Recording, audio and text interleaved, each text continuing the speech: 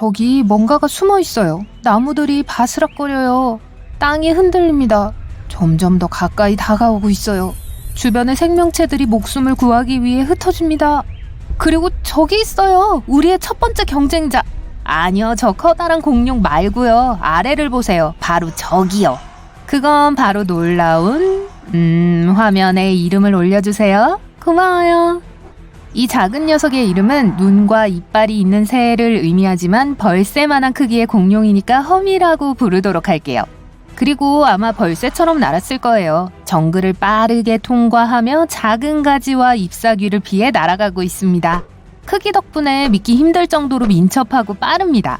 이 공룡에 대한 유일한 증거는 미얀마에서 발견된 작은 두개골 표본이 전부입니다. 아스피린 크기에 가깝고 거의 1억 년 동안 호박 보석 안에 보존되어 왔습니다. 이것은 획기적인 발견이었고 과학자들은 허미를 지금까지 발견된 가장 작은 공룡이라고 명명했습니다. 그것은 약 2억 5천만 년에서 6,600만 년 전 중생대 시대에 살았습니다. 두개골은 매우 보존이 잘 돼 있어서 과학자들이 이빨로 가득한 부리를 볼 수 있었어요. 또한 이 작은 공룡이 덩치에 비해 거대한 크기의 눈을 가지고 있었을 것이라는 걸 알려줍니다. 보세요. 저 나무 옆이요. 확대해보세요. 여기 있어요. 날카로운 집게발과 바늘처럼 날카로운 독침을 다른 것으로 착각할 수는 없습니다. 그래요. 정갈은 공룡시대에도 살았어요. 그 전에도요. 이 무시무시한 거미류는 4억 년 전으로 거슬러 올라갑니다. 작은 벌새 공룡이 먹을 것을 찾아 날아다니다가 핑고! 정갈은 공룡이 스토킹하는 것을 보지 못한 채 다가옵니다. 정갈은 자기가 제 발로 먹이가 되기 위해 다가가고 있다는 걸 알지 못합니다. 눈이 5쌍이나 있지만 정갈은 잘 보지 못합니다. 허미의 경우 그렇게 큰 눈으로 볼 때 시력이 좋았을 거예요. 이 분야에서는 공룡이 1점을 얻어 선두를 달립니다. 허미는 정갈의 시선을 고정하고 눈 깜짝할 사이에 달려듭니다. 그런데 이게 뭐죠? 정갈이 공룡의 소나귀를 피해 나무로 기어 올라갑니다. 둘 다 속도가 빠르기 때문에 속도 면에서는 동점을 얻습니다. 하지만 집게발이 달린 이 거미가 어떻게 공룡이 공격하려고 한다는 것을 알았을까요? 잘 보지 못하기는 하지만 정갈은 땅과 심지어 공기 중에 진동을 감지할 수 있습니다. 허미는 여러 번 시도하지만 정갈은 이미 무슨 일이 일어나는지 알고 있어요. 특별한 감각을 가진 다리 8개의 동물에게 1점을 주어야겠네요. 정갈이 나무를 기어 올라가 평평한 가지에 도달합니다. 두 번째 대결. 이제는 승부를 가릴 때입니다. 둘 다 서로를 노려보고 상대방의 다음 움직임을 예상하려고 하면서 물러서지 않습니다. 이번에는 공룡새가 2점을 얻습니다. 왜냐하면 공중과 지상에서 동시에 공격할 수 있으니까요. 정갈은 지상 대결만 가능하기 때문에 1점만 얻습니다. 4대 3으로 공룡이 앞서갑니다. 그런데 무언가가 이 둘의 관심을 끕니다. 쾅! 그들 뒤에서 화산이 폭발합니다. 다른 공룡들과 동물들이 도망칩니다. 하지만 이 둘은 아니에요. 그때 바로 허미가 기회를 포착합니다. 공룡은 정갈이 반응도 하기 전에 달려들어 쪼아대기 시작합니다. 하지만 소용이 없어요. 정갈의 골격은 몸 바깥쪽에 있어서 완벽한 갑옷의 역할을 합니다. 정갈이 1점을 얻어서 이제 둘은 4대 4로 동점입니다. 이 시나리오에서 벌새 공룡은 분명히 2점을 가지고 있으며 계속 공격을 할 수 있습니다. 정갈은 수비를 늦출 수가 없어요. 이 대결에서 살아남으려면 말이죠. 이번에도 공룡새가 1점을 얻습니다. 이때 정갈은 상대방의 패턴을 포착합니다. 허미는 물기 위해 다이빙하기 전에 한두 번 잽싸게 움직입니다. 그래서 그 순간이 오자 퓨! 정갈이 허미에게 독침을 쏩니다.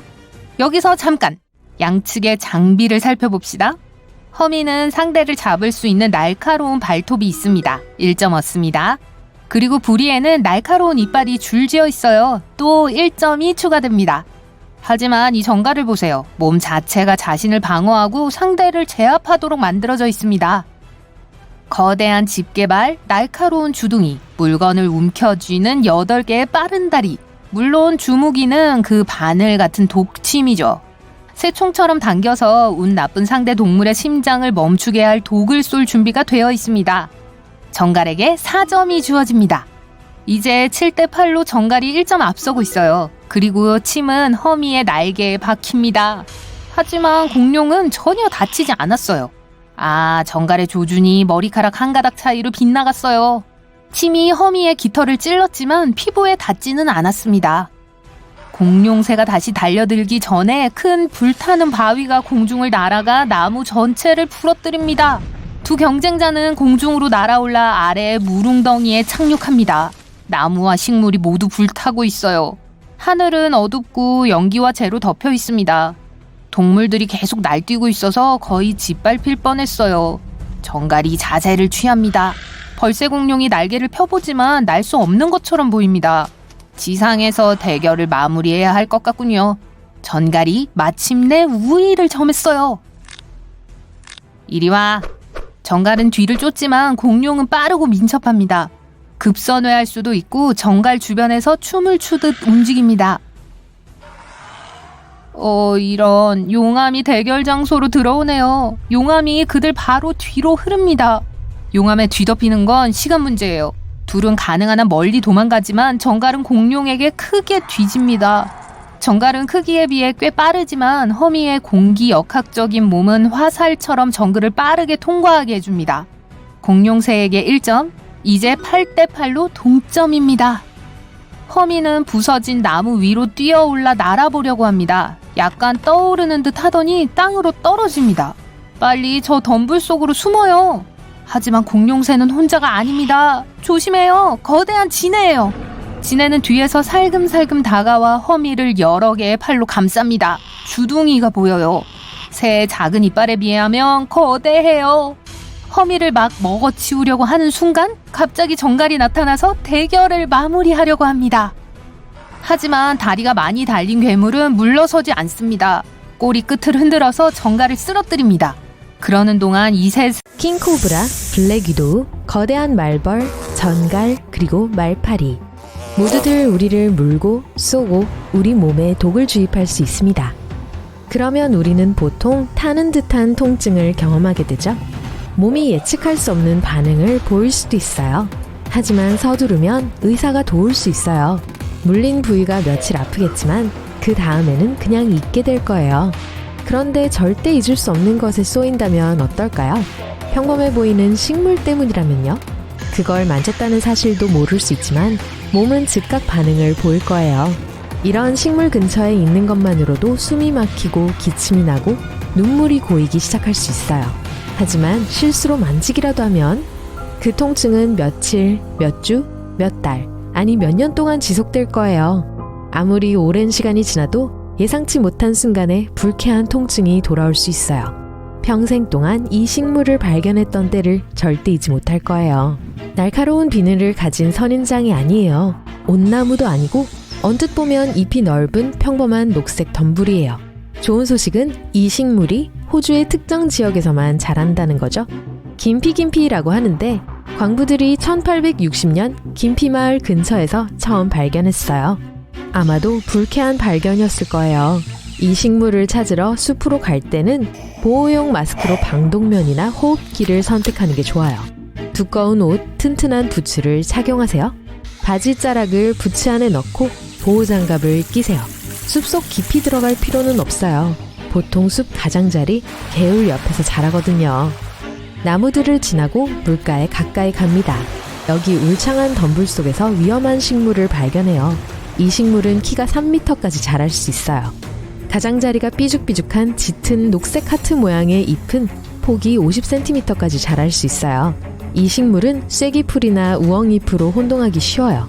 김피김피를 식별하는 데 도움이 되는 유일한 것은 잎을 덮고 있는 얇은 솜털 층이에요. 마치 이파리가 쓰다듬어 보라고 부추기는 것 같아요. 하지만 속지 마세요. 이건 솜털이 아니에요.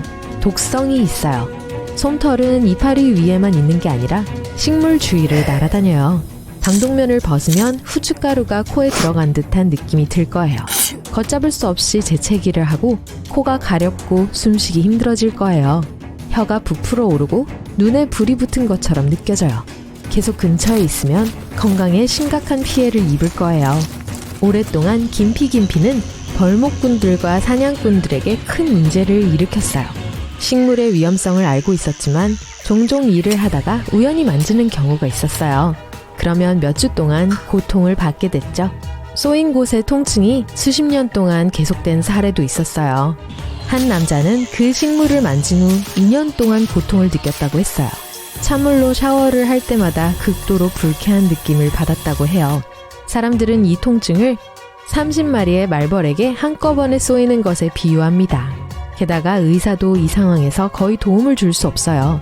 심지어 땅에 누워있는 오래된 마른 잎도 심각한 위험을 일으켜요. 핸드폰이나 장갑을 떨어뜨려서 그걸 주우려다가 실수로 김피김피 잎을 만질 수 있어요. 그것을 연구하려면 핀셋으로 잎을 집어서 진공 밀폐용기에 담아야 해요. 다 됐어요.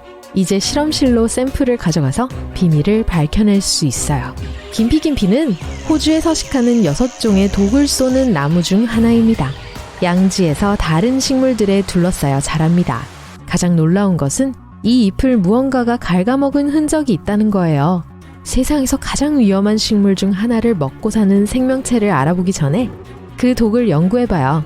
식물은 작은 털로 덮여 있어요. 비록 털 하나라도 큰 문제를 일으킬 수 있어요. 너무 가늘고 작아서 피부에 침투하면 몇 달 혹은 몇 년 동안 머무를 수 있어요. 물로 씻어낼 수도 없어요. 물은 독의 효과를 강화시킬 뿐이에요. 털 끝은 피부에 닿으면 벌어지고 강력한 독소를 주입해요. 그러면 피부가 타는 듯한 느낌을 받게 됩니다. 30분 후 통증은 더 심해져요. 피부가 맥동하기 시작하고 빨갛게 변해요. 그 효과가 얼마나 지속될지 몰라요. 그건 얼마나 많은 털을 접촉했느냐에 따라 달라요. 하지만 이 독소는 정확히 뭘까요? 어떻게 이렇게 많은 문제를 일으키죠? 과학자들은 아직도 확실히 알지 못해요. 독의 어떤 성분이 타는 듯한 통증을 유발하는지 모릅니다. 독소의 효과는 오랫동안 지속돼요. 높은 온도나 낮은 온도는 통증을 멈추게 하지 않아요. 몇 년 후 환부를 눌러보면 독이 있는 털이 여전히 거기 있는 걸 느낄 수 있어요. 나뭇잎 하나를 따서 바닥에 던지고 100년 후에 돌아와서 이 잎을 만져도 여전히 따끔따끔한 느낌이 들 거예요. 김피김피의 식물 샘플은 실험실에서도 여전히 위험해요. 이런 독성 덕분에 김피김피는 세계 최강의 천하무적 식물일 것 같지만 이 잎을 먹고 사는 생물들이 있습니다. 그런 생물 중 하나는 평범한 야행성 딱정벌레의 일종이에요. 이 딱정벌레는 김피김피를 쉬지 않고 먹을 수 있고 독성 있는 털에는 전혀 아랑곳하지 않아요. 독은 이 곤충에게 전혀 영향을 끼치지 않아요. 어떤 동물도 감히 김피김피에 앉아있는 벌레를 공격하지 못하기 때문에 완벽한 먹거리예요. 호주의 숲에 사는 붉은 다리 덤불 왈라비만 제외하고요. 작은 캥거루처럼 생긴 이 귀여운 동물도 독성이 있는 이 식물을 먹어요. 덤불 왈라비가 어떻게 독소로부터 안전할 수 있는지는 아무도 모릅니다. 하지만 이런 겁없는 생물들과 달리 사람들은 이 위험한 지역 주변에 경고 표지판을 설치하고 이 식물로 인해 피해를 입지 않도록 특별한 복장과 마스크를 착용해야 해요. 그리고 김피김피에 가까이 다가간 사람들은 즉시 옷을 세탁해야 해요. 바지나 재킷에 독이 있는 털이 남아있을 가능성이 있거든요. 세상에서 가장 독성이 강한 식물 중 하나를 알아봤어요. 그렇다면 가장 독성이 강한 나무는 무엇일까요? 호주를 떠나 플로리다로 향합니다. 카리브해 연안 근처의 열대숲 어딘가에 있다고 상상해보세요. 비가 오기 시작해서 나무 밑에 피하기로 했어요. 물론 번개가 이 나무를 칠 수 있기 때문에 좋은 생각은 아니지만 염려해야 하는 건 그게 아닙니다. 그 나무는 평범해 보여요. 회색 몸통, 녹색 잎, 그리고 작은 사과처럼 생긴 과일. 하지만 그 옆에 몇 초 동안만 서 있어도 피부가 타는 느낌이 들기 시작해요. 마치 하늘에서 산방울이 떨어지는 것 같지만 그냥 빗물이에요. 하지만 빗방울이 나무 표면에 닿으면 독으로 가득 차게 됩니다. 그러고 만약 부모님이 여러분에게 너무 엄격하다고 생각하신다면 아마도 육아에 소홀한 이 동물들의 목록은 나쁜 부모가 어떤 것인가에 대해 다시 생각하게 만들 거예요. 암말은 임신기간이 약 1년입니다. 끔찍하게 긴 시간처럼 들릴 수 있지만 코끼리에 비하면 아무것도 아니에요. 코끼리는 출산 전까지 최대 22개월 동안 새끼를 품고 다닙니다. 새끼가 태어나기를 기다리며 쉬는 것을 선호하는 다른 동물 암컷들과는 달리 암말에게 임신은 파티 시간을 의미합니다. 암말은 임신을 하자마자 무리 주변을 산책하고 다른 수컷말들과 짝짓기를 합니다. 이미 임신했기 때문에 의미가 없어 보이지만 합리적인 이유가 있어요. 수컷말들은 자부심이 강하고 경쟁자들에게 상당히 공격적입니다. 하지만 수컷이 새로 태어난 망아지가 자신의 새끼일지도 모른다고 생각하면 망아지를 해칠 가능성은 제로로 떨어집니다. 그래서 암컷의 실제 의도는 수컷들이 진짜 아빠를 알지 못하도록 함으로써 새끼를 안전하게 지키는 거예요. 좋은 엄마의 자질이죠. 그래서 암말이 우리 목록 맨 아래에 있는 거예요. 암컷 뻐꾸기 새들은 부화하기도 전에 새끼를 버리는 것으로 유명합니다. 그냥 다른 새의 둥지에 알을 낳고 영원히 떠나버려요. 둥지 주인 새의 알과 뻐꾸기 알을 구분하는 것은 어려운 일이기 때문에 불쌍한 수양부모 새들은 모든 알을 똑같이 부화시킵니다. 한편 뻐꾸기 새는 싱글의 삶을 즐겨요. 안타깝게도 이것은 윈윈의 상황이 아닙니다. 뻐꾸기 새끼는 양부모에게 혼란과 피해를 줍니다. 더 빨리 자라고 더 일찍 부화해서 더 작은 집주인의 새끼들이 둥지에서 떨어지게 합니다. 참새는 정말 귀여워요. 하지만 이 천진난만한 얼굴에 속지 마세요. 암컷 집참새는 선량하고 자상한 엄마이지만 신데렐라 새엄마에 못지않게 무서울 수도 있어요. 참새는 보통 일부 일처제입니다. 하지만 때때로 한눈을 파는 수컷 참새들이 있어요. 그런 일이 생기면 암컷 참새는 자신의 남편의 다른 여자를 알아내서 그 둥지를 파괴하기도 합니다. 왜일까요? 수컷 참새가 자신의 새끼들을 돌볼 시간이 충분하도록 하기 위해서예요. 베이비시터에 대해 들어본 적이 없나봐요. 하프 바다표범은 처음 2주 동안은 새끼들에게 헌신합니다. 그래서 동물계에서 최악의 엄마라고 부를 순 없어요. 이 짧은 기간 동안 새끼를 가까이 두고 24시간 내내 돌보고 먹이를 줍니다. 하지만 그 후 어미 바다표범은 작별 인사를 하고 새끼를 얼음 위에 홀로 남겨둡니다. 바다표범 새끼들은 수영이나 사냥 또는 자신을 보호하는 방법을 모르기 때문에 매우 취약해요. 모든 기술을 배우기 위해서는 최소 2개월이 되어야 합니다. 그래서 이 시간을 그저 기다리며 살이 빠지고 포식자들에게 잡아먹히지 않으려고 노력해요. 모든 새끼의 바다표범의 3분의 1만이 실제로 첫 해를 살아남는 것은 놀라운 일이 아니죠. 햄스터는 순하고 껴안아주고 쉽게 귀여워요. 그렇죠. 하지만 아무도 알려주지 않는다면 주인에게 충격을 줄 수 있는 한 가지 어두운 비밀을 가지고 있습니다. 어떤 경우 햄스터 암컷들이 자신의 새끼를 저녁 식사로 운동할 수 있어요. 아무도 그 이유를 정확히 알지 못하지만 과학자들은 몇 가지 이론이 있습니다. 어떤 사람들은 햄스터가 출산 후에 영양분을 보충하려고 하는 거라고 주장해요. 다른 사람들은 어미 햄스터들이 너무 많은 새끼들 때문에 스트레스를 받고 위협을 느낄 수 있다고 주장하기 때문에 이런 행동은 어떤 면에서 자기 보호 메커니즘입니다. 이런 슬픈 결말을 피하기 위해 전문가들은 어미 햄스터를 스트레스로부터 멀리하고 필요한 모든 영양분을 제공하라고 권합니다. 모 아니면 도는 아마도 흑곰의 좌우명일 거예요. 흑곰은 보통 한 번에 2-3마리의 새끼를 낳습니다. 하지만 어떤 이유로 한 마리만 낳게 될 경우 엄마 곰은 다음 해에 더 많은 새끼를 낳기를 바라며 아기 곰을 버릴 가능성이 높습니다. 왜일까요? 아마도 새끼를 한 마리만 키우는 것은 노력할 가치가 없기 때문일 거예요. 흑곰은 형제자매가 있을 때 생존 가능성이 높아지지만 판다는 그 정반대입니다. 인정하기 어렵지만 이 귀여운 털복숭이 친구들은 상당히 소홀한 부모들이에요. 판다 어미는 보통 쌍둥이를 낳지만 그중 한 마리만 돌보는 것을 선호합니다. 더 힘센 새끼만 먹이고 키울 거예요. 한편 가장 약한 새끼는 방치되고 알아서 살아남을 수밖에 없습니다. 이런 잔인함은 매우 실용적인 이유 때문이에요. 판다는 대나무를 먹지만 2마리의 새끼를 위해 모유를 만들 만큼 영양분이 충분하지 않습니다. 동물원에 사는 판다들도 똑같은 새끼를 버립니다. 하지만 다행히도 사육사들이 모든 아기 곰들에게 똑같이 우유를 제공해요. 원숭이는 보통 자상하고 책임감 있는 부모라는 평판을 가지고 있지만 이 작은 코수염이 있는 귀여운 동물들은 좀 달라요. 약 5개월의 임신 기간 후에 어미 타마리는 보통 쌍둥이를 낳습니다. 만일 새끼가 실수로 나무에서 떨어진다면 어미는 새끼의 울음소리를 무시할 용기가 있어요. 일부는 알 수 없는 이유로 자발적으로 새끼를 나무에서 던질 수 있습니다. 이 작은 머릿속에서 무슨 생각을 하는지 누가 알겠어요? 하지만 이 타마린 원숭이가 모두 그렇게 비정한 것은 아닙니다. 만약 어미 타마린이 강력한 음식 공급자와 보호자들로 구성된 광범위한 사회 집단에 속해 있다면 새끼들을 잘 돌볼 가능성이 높아요. 하지만 아무도 보거나 도와주지 않을 때 어미는 노력을 중단하기도 합니다.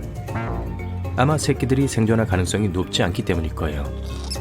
비록 코수염 달린 타마린 원숭이가 훌륭한 애완동물이 될 수 있을 것처럼 보이지만 전문가들은 이 원숭이는 다른 어떤 애완동물보다 더 많은 매일의 헌신과 노력이 필요하다고 주장합니다.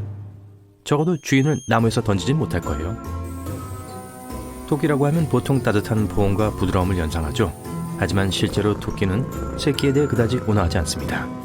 어미 토끼는 새끼들을 낳자마자 굴을 떠나요. 그리고 이 귀여운 아기 토끼들은 스스로 삶의 도전에 직면하는 법을 배워야 합니다. 새끼는 하루에 몇 분 동안 먹이를 먹을 때만 어미와 상호작용해요. 과학자들은 암컷 토끼가 포식자들을 혼란스럽게 하고 멀리하기 위해 새끼들을 두고 가는 거라고 주장합니다. 물론 이 방법이 100% 효과가 있는 건 아니에요. 어미 토끼들이 새끼들을 위한 안전한 은시처를 만들기 위해 많은 노력을 기울이지 않거든요. 보통 열린 공간에 굴을 짓습니다. 그럼 아빠 토끼는 어디서 뭘 하냐고요? 새끼를 키우는 동안엔 수컷 토끼로부터 어미를 분리하는 것이 좋습니다. 말과는 달리 수컷 토끼는 어린 토끼를 해치지는 않을 거예요. 하지만 어미 토끼를 다시 임신시킬 수 있어요. 출산 당일에도요. 파충류는 따뜻하고 자상한 동물로 여겨지지 않습니다. 그리고 삶에 대한 실제적인 접근 방법은 양육 방식으로도 이어집니다. 하지만 긴 고리 도마뱀 부치는 매우 높은 개인 경계 보호 수준을 갖고 있어요. 어미 도마뱀은 너무 많은 포식자들이 집 주변에 모이면 자신의 알을 먹어버릴 거예요. 위험을 물리치려고 어떤 노력도 하지 않을 거예요. 만약 내가 가질 수 없다면 어느 누구도 가질 수 없다 라는 철학을 가진 것 같아요. 위협이 사라진 후 그냥 삶을 계속하면서 새로운 알을 낳습니다. 암컷 독수리는 일주일 안에 2-3개의 알을 낳습니다. 약 한 달 후에 새끼 독수리들이 마침내 나타납니다. 하지만 문제는 이제 시작일 뿐이에요. 엄밀히 말하면 모든 알은 사자, 코끼리, 곰. 동물의 왕국에서 가장 아름다우면서도 위협적인 3가지 동물입니다. 하지만 이 동물들이 두려워하는 건 뭘까요? 만약 그런 게 있다면 말이죠. 아마 깜짝 놀랄지도 몰라요. 함께 살펴봐요. 세계적으로 인정받는 정글의 왕 사자부터 시작해볼까요? 코끼리는 잠시 후에 알아보도록 할게요. 이 정글의 왕이 인간에게 가장 중요한 것 한 가지를 두려워한다는 주장을 들어본 적이 있을 거예요. 힌트를 드리죠. 지구 표면의 70%를 덮고 있는 물질이에요. 그게 사실일까요? 정말 사나운 사자가 물을 무서워할까요? 사실 이건 그저 속설에 지나지 않아요. 사자는 더위를 식힐 수 있기 때문에 물에 들어가는 걸 좋아해요. 사자가 살고 있는 곳의 기후를 생각해보면 이건 쉽게 이해가 됩니다. 사바나 기후의 온도 범위는 20도에서 30도예요. 우리 인간들도 날씨가 그렇게 무더울 땐 해변으로 향하죠. 그러면서 왜 사자는 다를 거라고 생각할까요? 특히 사자가 보통 127kg에서 190kg의 무게의 두꺼운 모피를 입고 있다는 점을 고려한다면 말이죠. 사자가 물을 무서워한다는 신화의 아이러니는 사실 사자가 뛰어난 수영 선수라는 점이에요. 호랑이, 표범, 제규어, 오슬록과 같은 따뜻한 기후에 사는 다른 큰 고양이과 동물들도 마찬가지입니다. 무슨 일이 있어도 물을 피하려고 하는 건 추운 기후의 큰 고양이들입니다. 밥캣, 링크스, 눈표범과 같은 동물이죠. 눈표범은 고산 툰드라 생물군계 같은 추운 곳에 살아요. 바위가 많은 산악지대예요. 그곳의 온도는 평균 1도 정도까지 떨어집니다. 그래서 추운 날씨에 사는 큰 고양이들이 물을 싫어한다는 건 완전히 일리가 있어요. 털이 젖으면 따뜻하게 지낼 수가 없기 때문이죠. 사자는 물을 무서워한다는 신화가 어디에서 유래했는지 알아보기 위해 너무 멀리 볼 필요는 없어요. 지금 이 비디오를 보는 여러분 중에서 바로 그 이유가 컴퓨터 화면 근처에 얼쩡거리면서 말썽을 피우고 있을 가능성이 높아요. 맞아요. 우리는 집고양이의 특정한 행동 양상이 사자의 행동 양상과 일치할 거라고 성급한 결론을 내렸는지도 몰라요. 집고양이는 앞서 언급된 모든 큰 고양이들과 관련이 있기는 하지만 실제로 그 동물들로부터 직접 내려온 것은 아니에요. 대신 수백만 년 동안 오늘날에도 여전히 야생에 존재하는 한 마리의 야생 조상인 근동 살쾡이로부터 발전해왔어요. 중동에는 물이 그다지 풍부하지 않기 때문에 이 고양이들은 물에 전혀 노출되지 않았습니다. 집고양이들처럼 물을 식량 공급원으로만 인식하죠. 여러분의 집고양이에게서 볼 수 있듯이 고양이는 일반적으로 목욕이나 수영을 하지 않고 물을 거의 상대하지 않아요. 운이 좋게도 그럴 필요가 없어요. 집고양이들은 혀를 사용하여 몸을 청소합니다. 혀에 작은 갈고리 모양의 돌기가 있어서 이렇게 할 수 있어요. 뭉친 털을 빗어주고 털을 깨끗하고 달콤한 향이 나고 전체적으로 깨끗하게 유지하는 것을 돕습니다. 고양이는 일반적으로 개인주의적인 동물이에요. 여러분은 아마 지금 화면에 대고 소리를 지르고 있을지도 몰라요. 여러분의 고양이가 물을 좋아한다고요? 분명히 가능해요. 어떤 고양이들은 심지어 물장난하기를 좋아합니다. 예를 들어 수도꼭지에서 떨어지는 물방울이나 목욕 거품 같은 거요. 다른 고양이보다 물을 즐기는 것으로 알려진 특정한 종류의 집고양이가 있어요. 예를 들어 터키시 방 고양이는 수영하는 고양이로도 잘 알려져 있어요. 이 품종은 열을 식히기 위해 터키의 반 호수에서 수영을 하면서 물에 대한 친화력을 키웠다고 전해집니다. 이 호수는 이 고양이 품종이 진화한 지역에 있어요. 고양이가 쉽게 다룰 수 있는 문제로 넘어가 볼게요. 여러분은 쥐 공포증에 대해 들어본 적 있나요? 생쥐나 쥐에 대한 두려움을 가리키는 말이죠. 아름다운 코끼리가 이런 공포증을 가지고 있다는 흔한 속설이 있어요. 그래요. 종에 따라 키가 약 3m이고 무게가 4,000kg이 넘는 동물 말이에요. 이런 코끼리가 길이 10cm에 무게가 0.5kg도 안 되는 동물을 무서워한다고요? 하지만 왜 그런 믿음이 생겼을까요? 그 이유는 코끼리가 쥐가 코 안으로 기어 들어갈까봐 두려워한다는 소문에 기초하고 있어요. 만약 쥐가 그 안으로 기어 들어간다면 코를 자극하고 막히게 할 가능성이 있겠죠. 실망시키고 싶지는 않지만 이런 소문 또한 사실이 아니에요. 연구원들은 코끼리가 쥐를 무서워한다는 구체적인 증거가 없다고 주장합니다. 이 거대한 동물이 때때로 이 작은 설치류의 갑작스러운 출현에 겁을 먹을 수도 있다는 건 인정해요. 하지만 그건 누구나 마찬가지일 거예요. 전문가들은 또한 쥐가 코끼리의 코 안에 들어가더라도 코끼리는 쉽게 공기를 내뿜어 쥐를 꺼낼 수 있다고 주장합니다. 또한 대부분의 경우 코끼리는 쥐 때문에 방해받지 않고 심지어 쥐가 머리와 코로 기어오르게 둔다는 증거도 있어요. 연구원들은 건강한 코끼리의 경우 단순히 그 크기 때문에 두려워하는 다른 동물은 없다고 확신해요. 그래서 사자는 물을 두려워하지 않고 코끼리는 쥐를 무서워하지 않습니다. 그렇다면 동물이 두려워하는 다른 동물에 관한 소문은 모두 사실이 아닐까요? 곰이 정말로 무서워하는 동물이 있는가를 알아보면 역시 실망하게 될 거예요. 자, 신사숙녀 여러분, 다름 아닌 인간의 가장 친한 친구에게 박수를 부탁드립니다. 맞아요. 곰은 개 주변에서 불편함을 느껴요. 곰과 개는 아주 먼 유전적 관련성이 있음에도 불구하고요. 이 두 동물이 마주칠 때 개는 곰을 쫓고 위협하고 코너에 몰고 괴롭힐 수 있는 능력을 가지고 있어요. 그래서 강력한 곰은 개와 마주치는 것을 아예 피하려고 할 거예요. 심지어 카렐리안 베어독이라는 핀란드 견종도 있어요. 이 종은 특히 곰과 같은 큰 동물에 맞서는데 사용됩니다. 이 개는 방향 감각, 몸의 유연성과 통제력, 용기, 후각, 끈기가 뛰어나요. 그렇다면 이 개와 함께라면 곰이 출몰하는 지역을 걸으면서도 충실한 친구가 있기 때문에 절대적으로 안심하고 자신감을 느껴도 된다는 뜻일까요? 사실 그렇지 않아요. 곰이 개 주변에서 긴장할 수 있다는 건 사실이지만 곰의 크기와 힘을 간과해서는 안 돼요. 미국 흑곰은 거의 2m 높이에 300kg까지 나갈 수 있습니다. 만약 어미곰이 도망갈 곳이 없거나 아기곰이 위험할 수도 있다고 느낀다면 맹렬히 달려들 가능성이 매우 높습니다. 이건 여러분과 개 모두에게 큰 문제를 의미할 뿐이에요. 그러니까 아무도 이 이론을 시험해보지 말아야 해요. 대신 만약 개와 함께 잘 모르는 지역을 방문할 생각이라면 먼저 미리 계획을 세우고 그곳에서 마주칠지도 모르는 야생생물에 대해 알아봐야 합니다. 왜냐하면 곰이 여러분과 개를 발견했을 때 무슨 짓을 할지 전혀 알 수 없기 때문이에요. 특히 곰의 가벼운 개 공포증을 고려한다면 말이죠. 적어도 동물의 왕국에서 가장 강한 새 동물 중에서 다른 동물에 대한 약간의 두려움을 가지고 있는 동물이 있다는 걸 발견했어요. 우리 집에서 너무나 많은 사람들에게 기쁨과 편안함을 주는 개라는 동물이 필요할 경우 곰을 상대할 만큼 충분히 용감하다는 사실이 흥미롭네요. 모든 영웅이 망토를 입는 건 아니에요.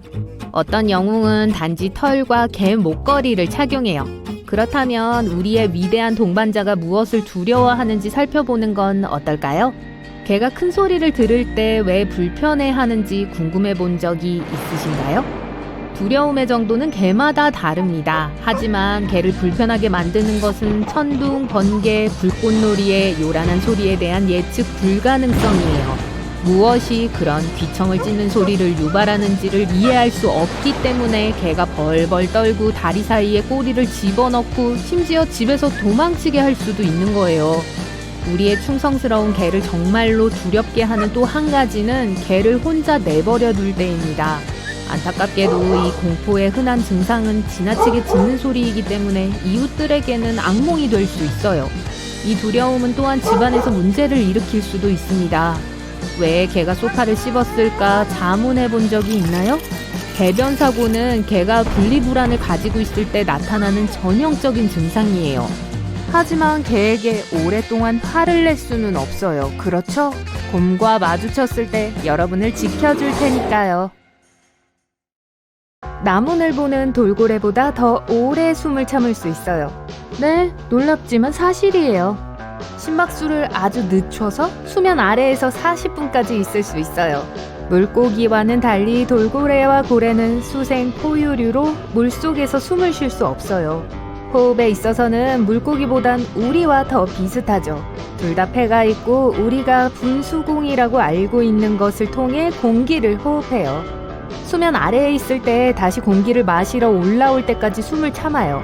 돌고래는 물속에서 10분 동안 있을 수 있어요.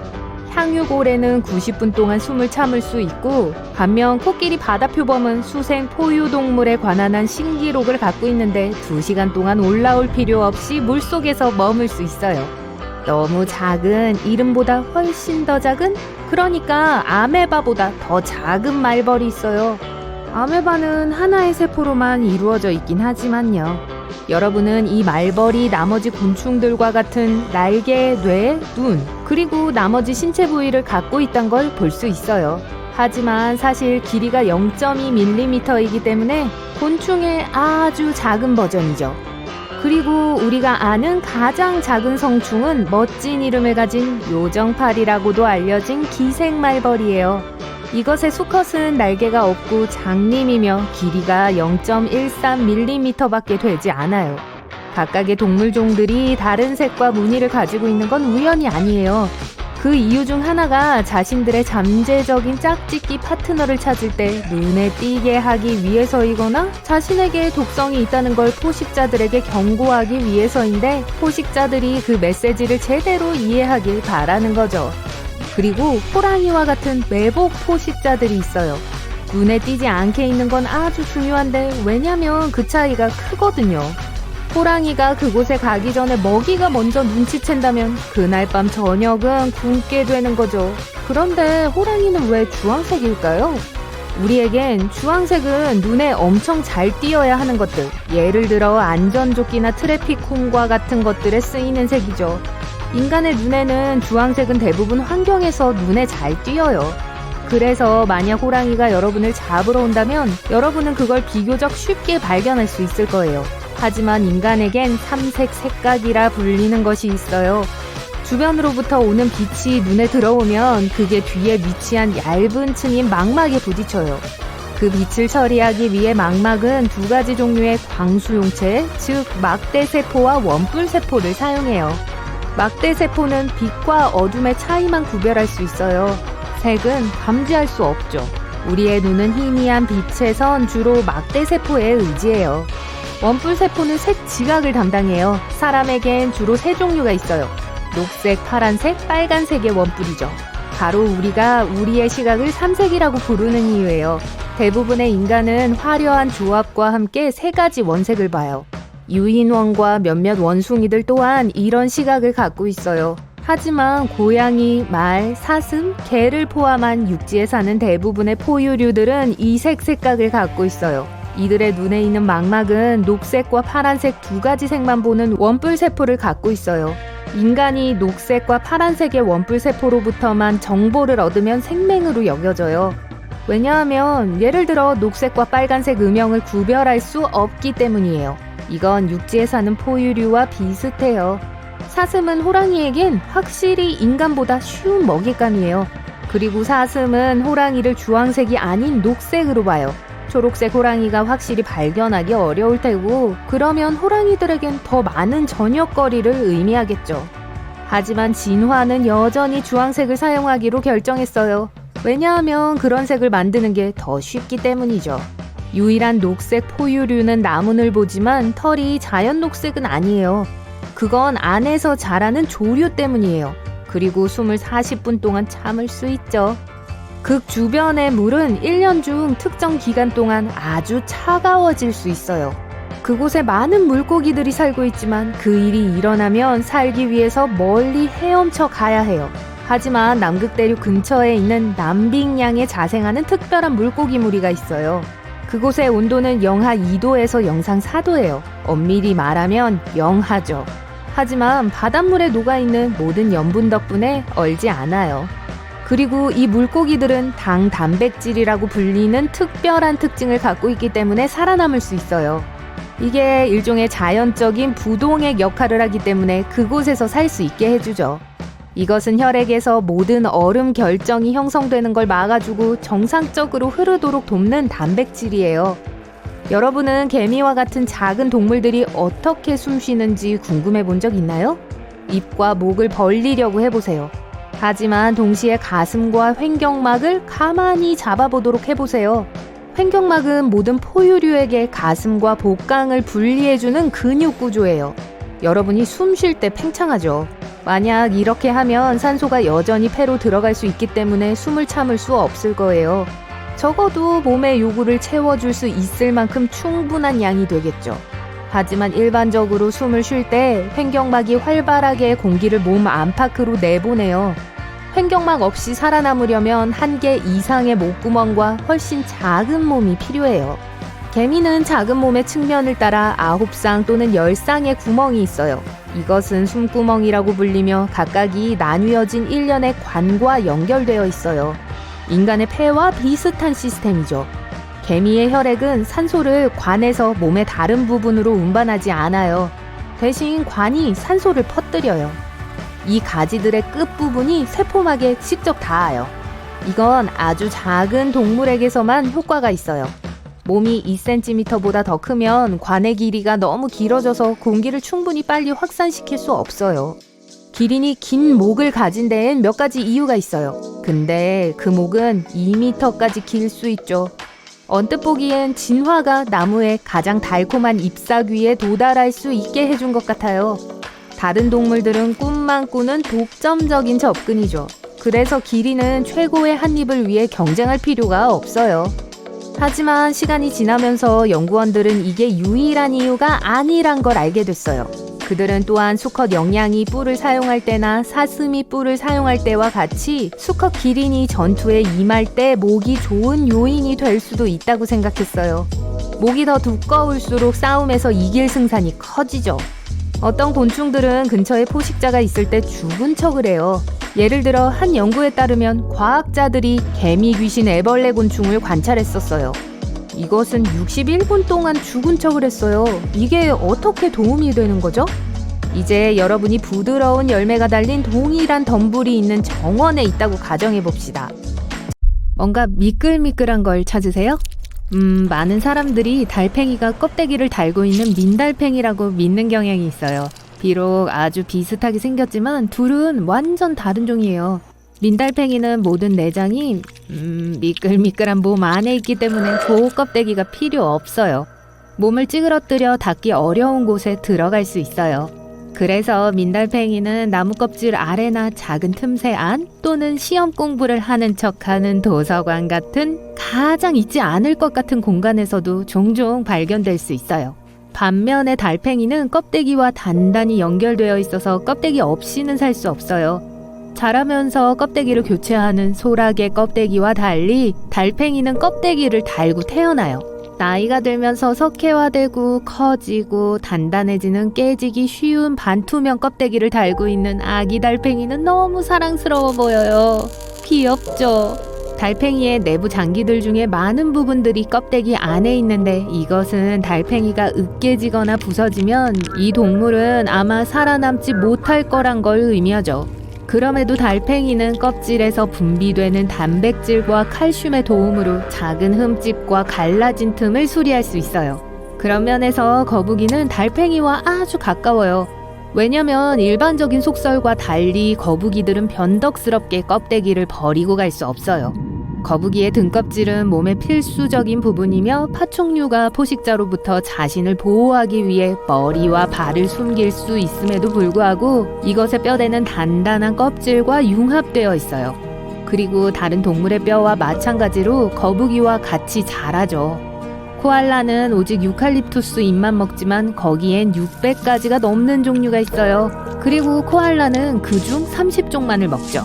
또는 메뉴판에 있는 5%만 먹을 수 있는 거예요. 그래서 까다로운 코알라를 위한 좋은 식사가 되기 위해선 아주 특별한 유칼립투스 나무여야 해요. 이 귀여운 생물들은 또한 집고양이와 공통점이 있는데 하루에 18시간에서 20시간 잠을 잔다는 거예요. 북극곰은 전혀 하얗지 않아요. 털 밑에 피부는 까매요. 이들은 사냥하는 동안 자신을 위장하기 위해서 흰색이 필요해요. 검은색은 다른 어느 색보다 햇빛을 제일 잘 흡수하는 반면 흰색 털은 햇빛을 막지 않아요. 광선이 바로 통과하죠. 어떤 의미에서 북극곰은 투명한 털을 가졌어요. 개와 고양이는 세상을 흑백으로 본다는 속설이 있죠. 사실 몇몇 색을 구별하지 못해요. 개가 얼마나 정확하게 보는지는 아무도 몰라요. 어떤 사람들은 2가지 색만 구별한다고 생각해요. 그게 파란색과 노란색일 수도 있어요. 우리가 아는 한 말이죠. 하지만 사람들보다 다른 색의 음영을 더 잘 볼 수 있어요. 그리고 고양이는 멋진 야간 시야를 갖고 있어요. 어둠 속에서 보는데 인간보다 약 7배 적은 빛만 있으면 돼요. 기린은 소리를 안 낸다고 여겨졌죠? 하지만 최근에 밤에 서로 의사소통을 하기 위해 저주파 소리를 내는 걸로 밝혀졌어요. 낮 동안 그들은 아무 말도 하지 않고 아주 특이한 방식으로 서로에게 위험을 경고해요. 잘 발달된 눈썹을 움직이면서 말이죠. 뉴뉴! 밤이 되면 눈썹이 잘 안 보이기 때문에 진짜 말하기를 시작한 것 같아요. 기린에 대해 얘기해서 말인데 이 동물들은 하루에 30분 이상 잠을 자요. 하지만 아마 여러분만큼 많이 자지 않을 거예요. 이들의 수면 패턴은 꽤 전형적이에요. 연구원들이 한 무리의 기린을 관찰한 후 밤에 자고 오후에 짧은 낮잠을 잔다는 걸 알아냈어요. 전체적으로 각각의 기린들은 매일 약 5시간의 수면을 취했어요. 그런데 이 녀석들의 무리는 사실 기린들의 탑으로 알려져 있어요. 목이 기니까 말은 되네요. 갈매기는 소금물을 마실 수 있어요. 눈 근처에 염분을 배출하는 분비샘이 있어요. 이 분비샘이 바닷물을 아주 빠르게 정화해요. 그리고 콧구멍으로 짠 잔여물들이 나와요. 네, 여러분도 알겠죠? 짭짤한 콧물이에요. 아델리 펭귄은 진짜 낭만적이에요. 평생 단 하나의 짝이 있죠. 수컷은 가정을 이루기 위해 암컷에게 매끄러운 돌을 좋아해요. 일종의 약혼 반지라고 할 수 있겠네요. 하지만 인간들처럼 암컷 펭귄도 거절하고 선물을 받지 않을 수도 있어요. 동물 사랑 이야기가 나와서 말인데 여우도 로맨틱해요. 수컷 여우는 좋은 아빠이자 남편이에요. 평생을 사랑하는 사람에게 헌신하죠. 암컷을 돌보고 털에서 벼룩을 골라내주기도 해요. 수컷 여우는 여우 구멍을 개선하고 아기 양육에 적극적으로 참여해요. 돌고래는 한쪽 눈을 감고 다른 한쪽 눈을 뜨고 잘 수 있어요. 뇌의 절반은 꿈을 꾸고 휴식을 취하며 나머지 절반은 위험의 징후들이 주변에 있는지 면밀히 관찰하죠. 지루한 수업이나 회의 시간을 잠자기에 가장 완벽한 두뇌예요. 전 그런 말 한 적 없어요. 게다가 돌고래들은 수동으로 호흡을 조절해요. 뇌 전체가 잠들면 물에 빠져 죽을 수 있어요. 해달은 모든 동물들 중 가장 귀여운 잠꾸러기예요. 여름에는 더위 때문에 해달은 늘 물속에서 보내요. 등을 대고 헤엄치면서 그 자세로 잠을 자죠. 아기들은 엄마 배에 엎드려 자요. 그리고 두 어른 해달은 물살에 서로 떨어지지 않게 서로의 손을 잡죠. 타조는 위협을 받을 때 모래에 머리를 박지 않아요. 사실 머리를 전혀 파묻지 않죠. 이 오해는 유명한 영어 관용구인 땅속에 머리 박고 현실을 회피하다에서 유래됐어요. 실제로 타조는 날지 못하는 새이기 때문에 알을 위해 모래에 구멍을 파야 해요. 알을 고르게 데우기 위해 머리를 거기에 넣고 종종 알을 돌리죠. 하지만 타조에겐 여전히 탈출하고자 하는 사고방식이 있어요. 위협을 직면했을 때 모래사장에 털썩 주저앉아 완벽하게 죽은 척 할 수 있어요. 일반적인 오해에 따르면 상어는 움직이는 동안에만 숨을 쉴 수 있다고 해요. 왜냐하면 헤엄을 치면 아가미로 물을 밀어내는데 도움이 되니까요. 비록 많은 종류의 상어가 이런 방식으로 살지만 다른 많은 종류들, 즉 바다에 사는 수염 상어와 같은 종은 아가미 위로 산소가 풍부한 물을 퍼올리기 위해 수영할 필요가 없어요. 한편 모든 상어들은 부레가 없어요. 따라서 만약 헤엄치는 걸 멈추면 바닥으로 가라앉을 거예요. 하지만 다행히도 상어의 몸은 압축될 수 없어요. 그래서 상어에겐 빠르게 오르내리는 게 안전하죠. 일본 과학자들은 고양이들이 진짜로 무시한다는 걸 증명하기 위해 고양이를 위한 오디오 녹음을 틀었어요. 그 녹음에는 고양이 주인들이 고양이의 이름을 불렀어요. 고양이의 동공이 확장되고 동물들이 꼬리, 다리, 귀를 움직였어요. 고양이가 사람 소리를 들었지만 거의 반응하지 않았어요. 이 모든 건 진화예요. 고양이들은 곡식을 먹는 쥐들에게 끌려 사람들에게 다가왔어요. 사람들 가까이 살았지만 결코 길들여지지 않았죠. 그럼에도 우린 고양이에게 먹이를 주고 있어요. 새들은 사실 유일하게 살아남은 공룡이에요. 이들은 두 다리 달린 공룡인 수각류에서 진화했어요. 네, 티라노는 닭, 타조, 그리고 심지어 벌새의 먼 친척이에요. 사실 홍학은 흰색이에요. 이 새는 베타카로틴 때문에 분홍색으로 변해요. 이 색조는 홍학이 먹는 조류와 새우에서 발견돼요. 여러분도 피부색을 바꿀 수 있어요. 당근을 많이 먹으면 피부가 약간 주황색으로 변할 거예요. 이것은 야채의 높은 베타카로틴 함량 때문에 일어나요. 전 세계의 선원들이 항해 중에 만난 거대한 오징어에 대해 이야기한 바 있죠? 오랫동안 과학자들은 긴 촉수를 가진 괴물들을 신화 속 존재라고 여겼어요. 하지만 2004년 대왕 오징어의 첫 번째 사진이 찍혔어요. 실제로 존재해요. 과학자들은 13m까지 자란 동물을 기록했어요.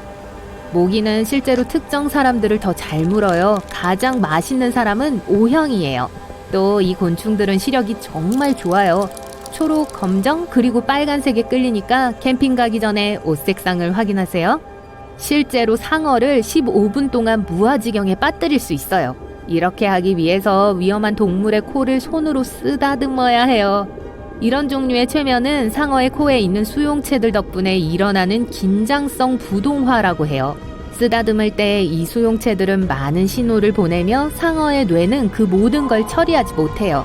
여기에 적혀있지 않은 건 상어의 코를 문지르기 위해 정확히 어떻게 충분히 가까이 다가갈 수 있는가죠. 전 그게 중요한 정보라고 생각되는데 그렇지 않나요?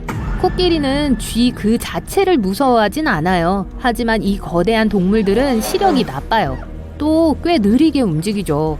그래서 새나 작은 생물인 쥐 같은 것들이 코끼리 주변을 쏜살같이 지나가면 깜짝 놀랄 수 있는 거예요. 놀라움의 요소일 뿐이지 그 이상은 아니에요. 카멜레온은 색을 바꿀 수 있어요. 하지만 이 생물은 위장하려고 그러진 않아요. 색은 체온을 조절하고 동료들과 소통하는 걸 도와요. 대부분의 개들이 숨을 헐떡일 때 혀가 입 밖으로 나와요. 그래서 많은 사람들이 개는 그렇게 땀을 흘리는 줄 알죠. 사실 개의 땀샘은 발바닥에 있어요. 게다가 몸 전체에 다른 땀샘들이 있어요. 개는 비강, 혀, 그리고 폐 안쪽에서 수분을 증발시키기 위해 숨을 헐떡여요. 이게 개를 식혀주는데 도움을 줘요. 말벌은 그냥 놔둘 수도 있지만 말벌이 여러분에게도 그렇게 할 거라고 확신하진 마세요. 벌은 인간의 경계를 존중함으로 여러분이 그들을 방해하지 않는 한 여러분을 해치지 않을 거예요. 하지만 말벌은 성질이 아주 나빠서 여러분이 둥지 근처를 걷기만 해도 쏠 수 있어요. 말벌 너무하네요.